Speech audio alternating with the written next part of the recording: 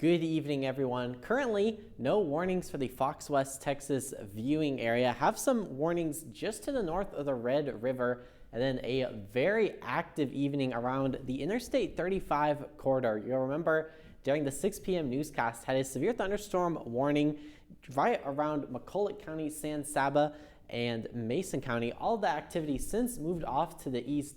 We've seen some very large hail around the Austin area. These are storm reports given to the National Weather Service. You can see starting around the southeastern corner of Mason County, which is just outside the Fox West Texas viewing area, and then stretching east, have some flood reports around Interstate 35, lots of hail around the Austin area, even some reports of up to softball-sized hail. So if you know folks in southeast Texas to the east of the Austin area, around Bexar County, San Antonio, definitely encourage them to stay weather aware. That's why we have this severe thunderstorm watch in effect. Currently, all of the Fox West Texas viewing area has been trimmed from that severe thunderstorm watch. So that's certainly some good news.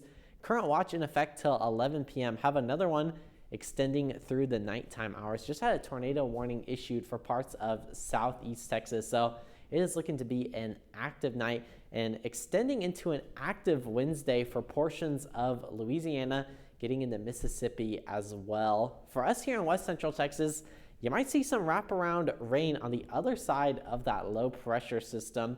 Don't be surprised if you hear a rumble of thunder. Good news, I'm not expecting any severe weather, no large hail, wind, or anything like that. Don't be surprised though if you see a little bit of heavy rain, maybe some small hail, but not severe weather. Severe hail is considered an inch in diameter or greater.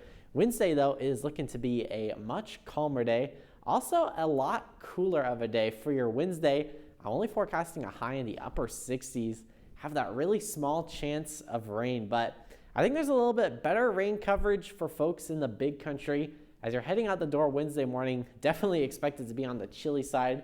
Those temperatures in the 40s. Similar story waking up for your Thursday. Temperatures on your Thursday going to be a lot warmer. We'll start to have those winds kind of bring in the warmer temperatures. Not any rain expected for your Thursday or your Friday. Just some nice temperatures in the 70s and the 80s. And unfortunately, I do have those 90-degree temperatures returning to the area. But honestly, if I had to choose between the severe weather and the really warm temperatures, I'd probably have to choose the warm temperatures. But today was a warm day. These are numbers from St. Angelo Mathis Field. In the past, this day has had a lot of rain. Range, we had the low in 1973, 51 years ago, low of 25, high of 100 just 13 years ago. Across the Lone Star State, thankfully no one is that warm. You can see the cold front. That's really been the trigger source of these thunderstorms. 58 San Angelo, 57 Abilene, 42 right now in Amarillo, and 82 in Laredo. Folks, that is a statewide 40-degree temperature difference.